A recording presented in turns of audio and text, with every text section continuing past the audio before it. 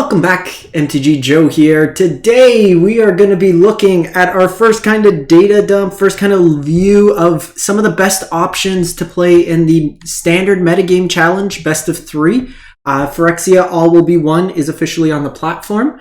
And this weekend is usually a good indication of kind of the early meta. Folks have slowly started to acquire the cards, they're trying out brews, and this kind of tournament event is a good way for people to kind of go spikier because you're only allowed one loss and you can win a lot of packs. So players usually play a little bit better. So I'm going to go through a couple options here. It's a little too early into the week for Untapped to work. Usually it curates over the weekend and we'll get the best of three. I'll come out with the best of one standard meta in the next coming days, and we'll start reviewing all the top decks again in the format across the various formats as part of the metagame challenge. I've been off for about a week for a vacation, so appreciate everyone the support over that time. But we're going to jump into it, and these are some options. I will also link on my Twitter. So I'll like a bunch of stuff. I'll link my Twitter if you want to just kind of keep up real-time curate. Also drop in the comments if you are able to get a good run with a particular deck. Drop the list, share here at the community. We try to help each other out. So this first list is a Mardu Midrange list from Ironic Velvet. Got number 3 Mythic. And some other folks had a similarly high success with it. And it's a Mardu tokens list. And it's built around Mondrak Glory Dominus. So 4 mana, 4/4. It's part of the Horror Collection.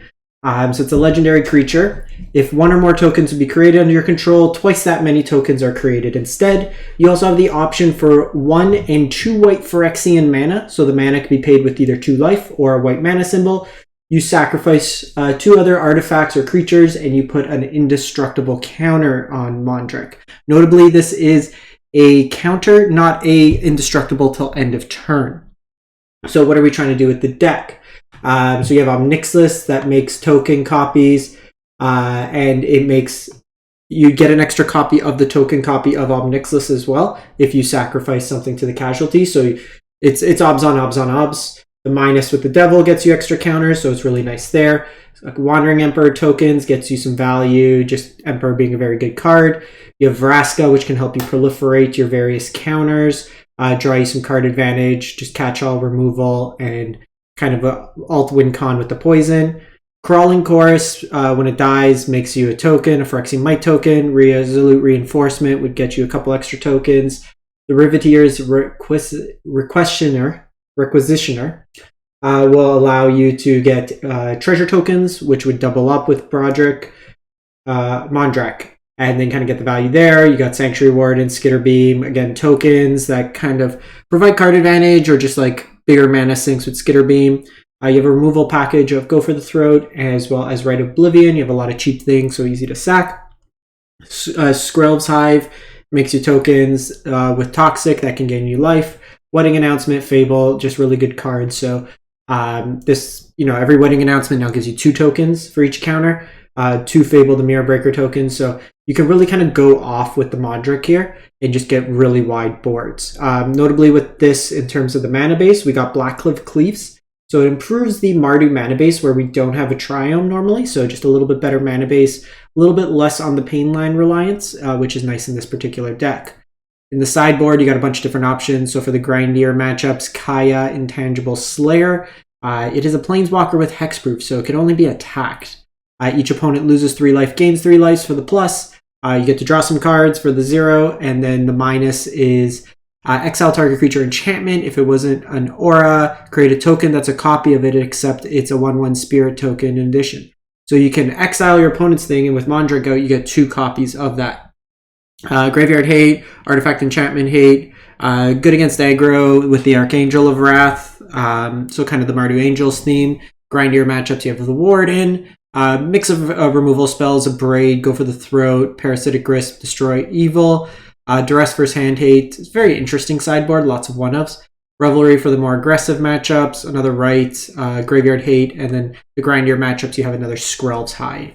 So I'll paste all these deck lists, don't worry about copying them one for one. Another deck we have, this was by Jebaholic, number 459 Mythic. This is a mono white mid-range deck. So we've had mono white kind of mid-range control-y decks. with various kind of Spirited Companion, Ambitious Farmhands. You get access to Lay Down Arms as a good removal spell. This version here also gets access to the Eternal Wanderer. So it is Wandering Emperor Tribal. 6 mana Planeswalker. No more than one creature can attack the Eternal Wanderer each turn. The plus, exile up to 1 target creature or artifact. Return that under the battlefield under its owner's control at the beginning of the player's next end step. So get to find an extra land, get to draw an extra card, blow up another artifact or enchantment, get another token, reset the counters, reset your bank busters. So there's a lot of utility there with the plus. The 0, you can just keep spamming zeros and create 2/2 white samurais with double strike. And then it has an edict effect. So for -4, each player chooses a creature that player controls.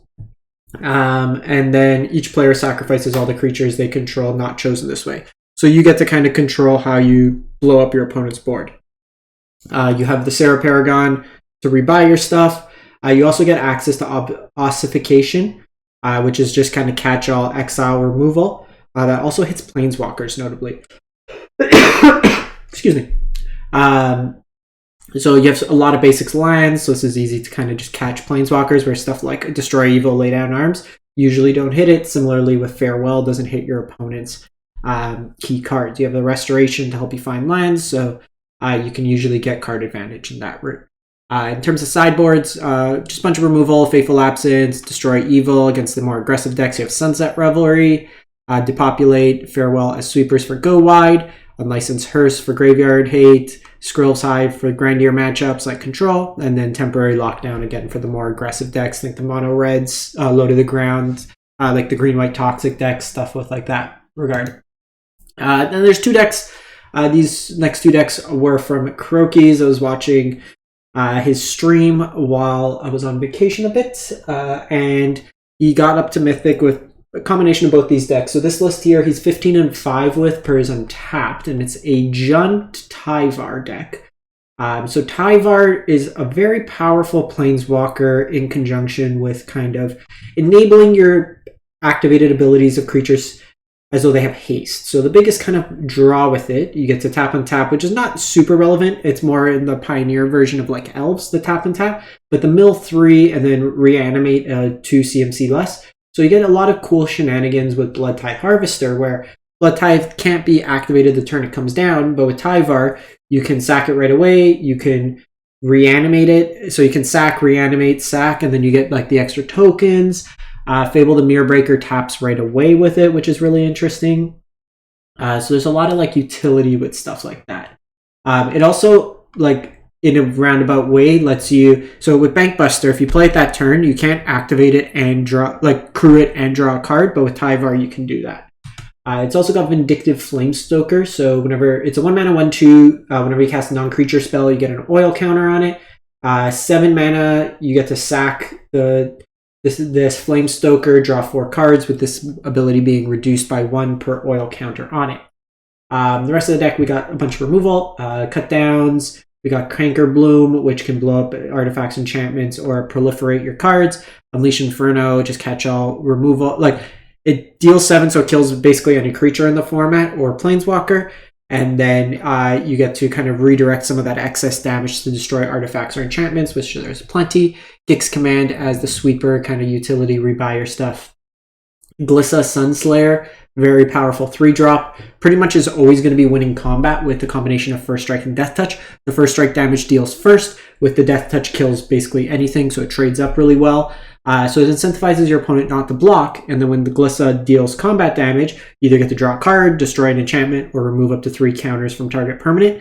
A cool thing I've seen with some folks is if your opponent has a Bankbuster out and still has counters on it, you can just remove the counters off the Bankbuster. You can remove it off Planeswalkers, so a lot of cool kind of abilities in that regard. And lastly, Teachings of Kiran. Just kind of a value card. You mill some cards to get into your graveyard. You get to create a spirit token. You put counters, and the flip side lets you kind of create an army if you want, or put counters. So it's an interesting card in that regard there. Jun got access to Copperline Gorge as well as Blackcliff Cleaves, so an improved mana base out of the Jun deck. The sideboard, you got Hand Hate and Duress, a bit of like removal, varied removal, Strangle, Go for the Throat. Shieldred's Edict is a new card, so 2 mana. Typically we see these edict effects. Target player sacrifices a card with some varied upside, like Liliana's Triumph or something like that. This one allows to be specified non-token creature. They could sacrifice a creature token, so you can kind of have control over what they might sacrifice, or traditionally just a sacrifice creature.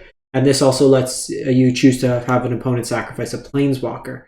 3 copies of Shieldred, Lily for the more controlling matchup, Terra Sunder is catch-all removal, another Gix command, Jaya's Fiery Negotiator, as well as a copy of Nissa as kind of the top end, makes a bunch of big tokens, destroys artifacts or enchantments, and can have an overrun ability. The only thing I think I would maybe want to see,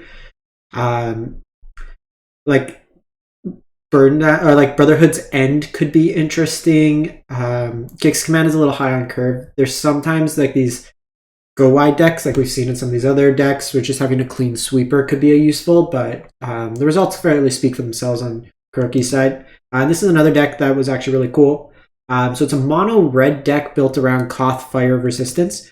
So Koth lets you, it seems kind of basic in the sense, like you're just pulling out copies of like mountains of your deck, but it pluses and it gets very high in terms of mana, like loyalty. It can deal damage to target creature equal to the number of mountains. So it gives you a cleaner answer main board to something like Shieldred, where traditionally you'd have to play like bad 3 mana burn spells.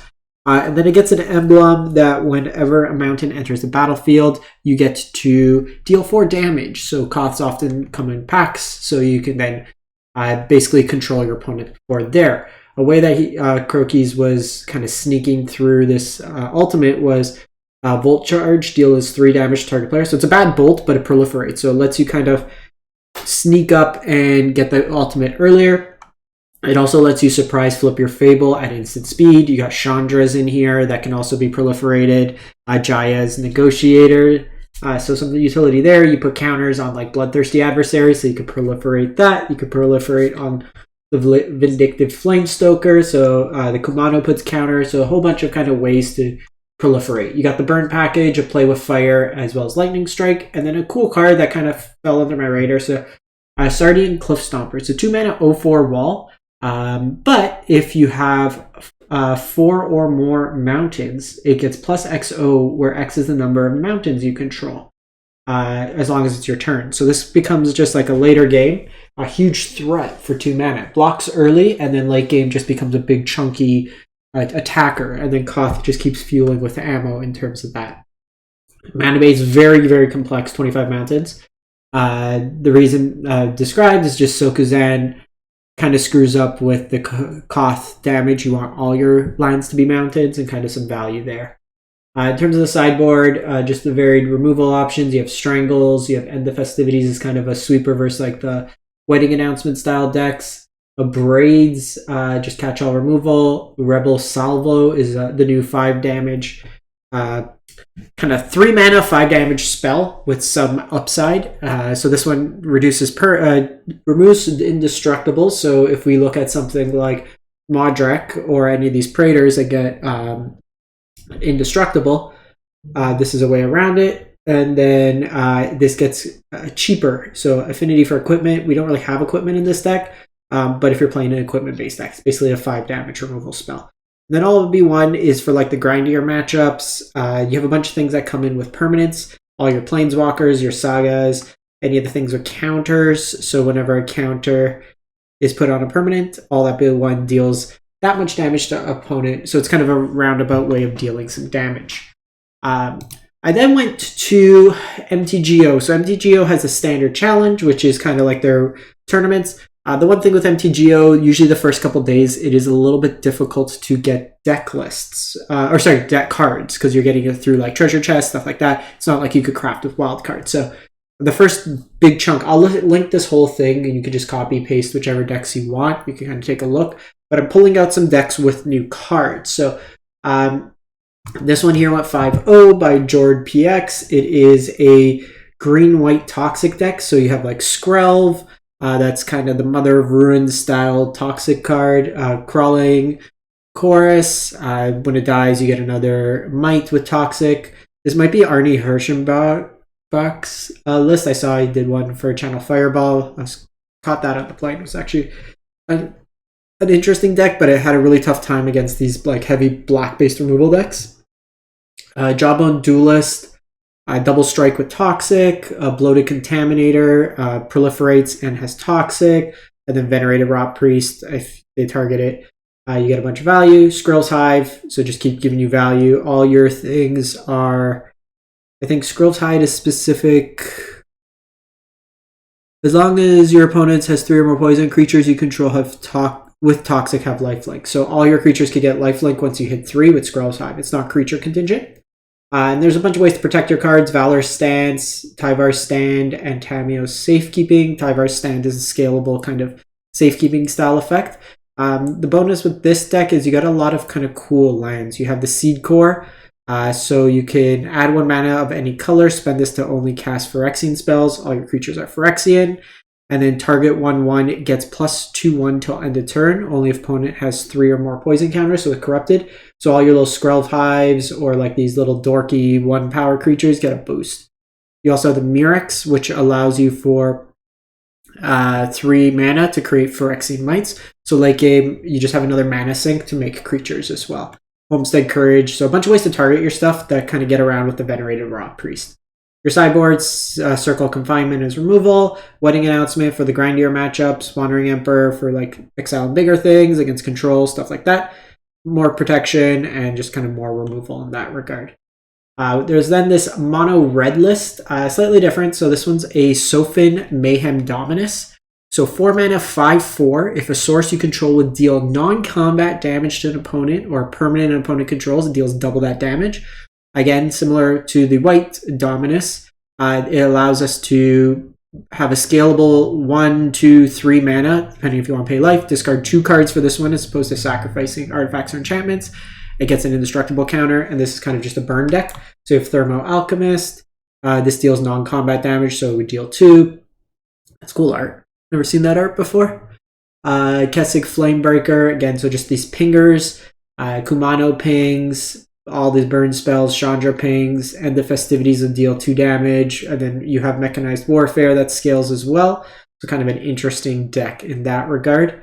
There is a Dimir Control deck here. Dimir also got Darksliff Shores. So you have Lier in here, Hullbreaker, Shieldred, Tainted Indulgence, let's see, Black Sun Zenith, or Twilight. 1 mana, X, target up to 1 target creature gets -XX till the turn. If X is 5 or more, return creature with mana value X or less from your graveyard to the battlefield tapped.